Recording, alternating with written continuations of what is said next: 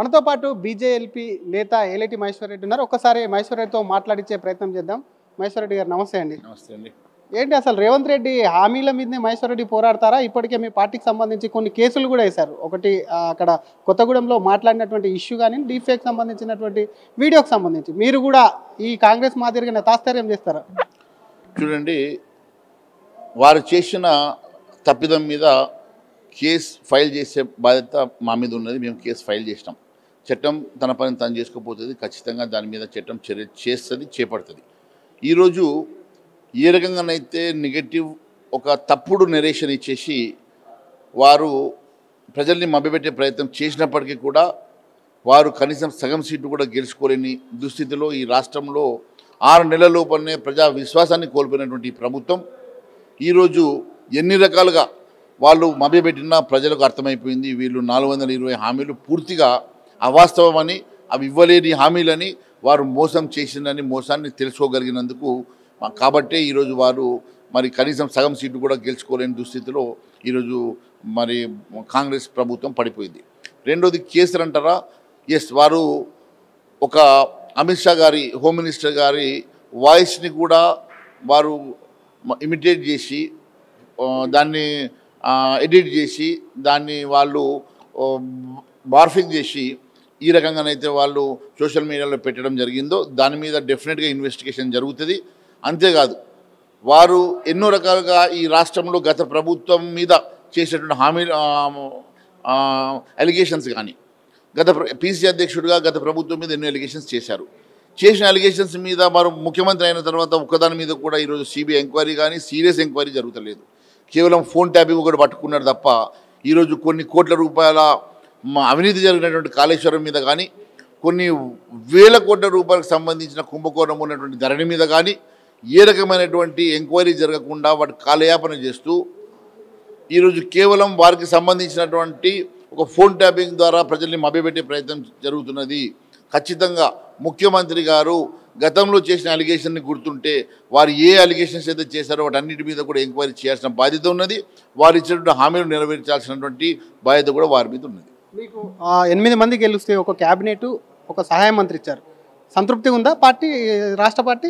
చూడండి, కేంద్ర ప్రభుత్వము భారతీయ జనతా పార్టీ ఏ నిర్ణయం తీసుకున్నా ఆలోచించి నిర్ణయం తీసుకుంటారు.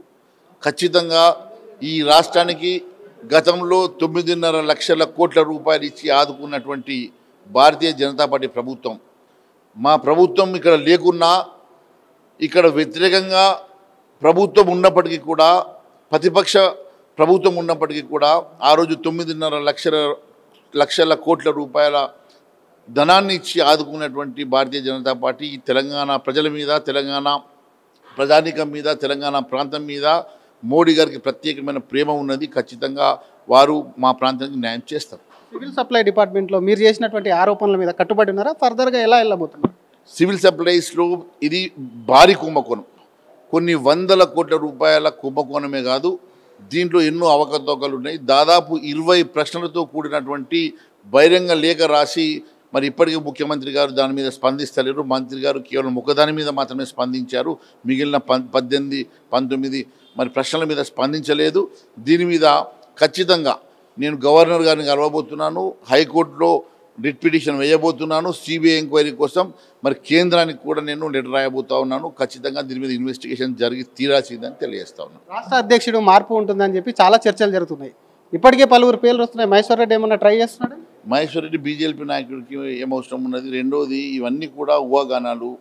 ఒకవేళ మార్పు రెండు జరిగితే అది సంస్థాగతంగా పార్టీ చూసుకుంటుంది. పార్టీ పరివిలో ఉన్నటువంటి అంశము, దానికి మాకు సంబంధం లేదు. మీకు రాష్ట్ర అధ్యక్షుడు అది కేంద్రం తీసుకునేటువంటి ఒక కార్యక్రమం. అది ఒకటి నాకు బీజేపీగా నాకు ఒక పదవి ఇచ్చేసి నన్ను గౌరవించింది. నేను నా కర్తవ్యాన్ని నెరవేరుస్తూ ఉన్నాను. భారతీయ జనతా పార్టీ డెఫినెట్గా ఏ నిర్ణయం తీసుకున్నా ఆలోచించే నిర్ణయం తీసుకుంటుంది. ఖచ్చితంగా రేపు రాబోయే భారతీయ జనతా పార్టీ ఈ తెలంగాణ రాష్ట్రంలో ప్రభుత్వం ఏర్పాటు చేయడానికి మేమందరం కలిసికట్టుగా పోరాటం చేస్తాం. కలిసికట్టుగా ప్రజా గొంతుకై పోరాటం చేసి ఈ రాష్ట్రంలో ఒక రామరాజ్యాన్ని స్థాపిస్తాం. స్థానిక సంస్థలు అన్ని చోట్ల పోటీ చేస్తారా ఈసారి? డెఫినెట్గా పోటీ చేస్తాం.